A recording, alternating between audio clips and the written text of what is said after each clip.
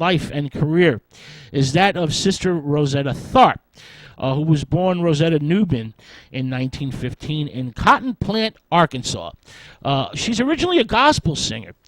Sister Rosetta, in an uncommon move for the time, would merge the theatricality of gospel performances with first-class blues guitar playing to achieve crossover success as a flamboyant showstopper, an authoritative and bold blues shouter, and stellar trailblazer.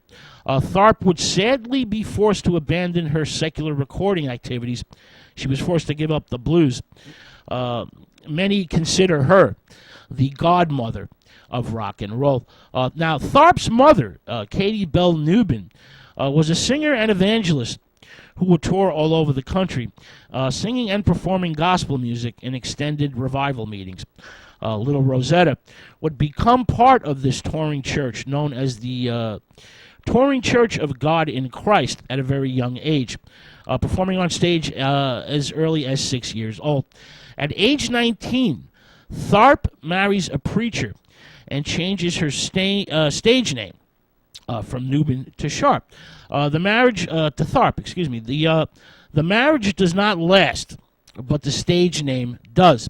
In 1938, Sister Rosetta moves to New York City and begins bridging gospel music with secular influences. She stuns patrons of the Cotton Club in Harlem with her unique version of Rock Me, in which she showcased her jazzy blues guitar pickings that were obviously influenced by Lonnie Johnson. She combines her instrumental prowess with an urgent swing-style vocal.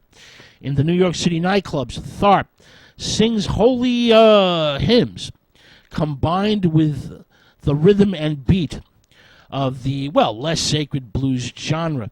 She quickly signs with Decca Records and becomes a very, very popular gospel singer with such classics as The Lonesome Road, My Man and I, and Rock Me. Her popularity soon skyrockets via constant touring, and Sister Rosetta soon performs with such jazz legends as Benny Goodman and Cab Calloway. In the 1940s, Tharpe turns towards rhythm and blues, with such songs as I Want a Tall Skinny Man and That's All, songs that showcase her unique guitar playing style, a style that would later influence Chuck Berry, Johnny Cash, and, the guitar god, Jimi Hendrix. In 1944, she hooks up with blues pianist Sammy Price for some songs that would define rhythm and blues and early rock and roll.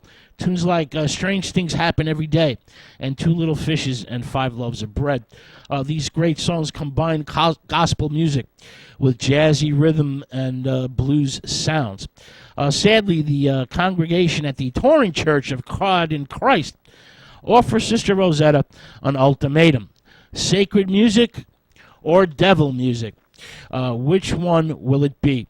You cannot serve two masters, so pick one.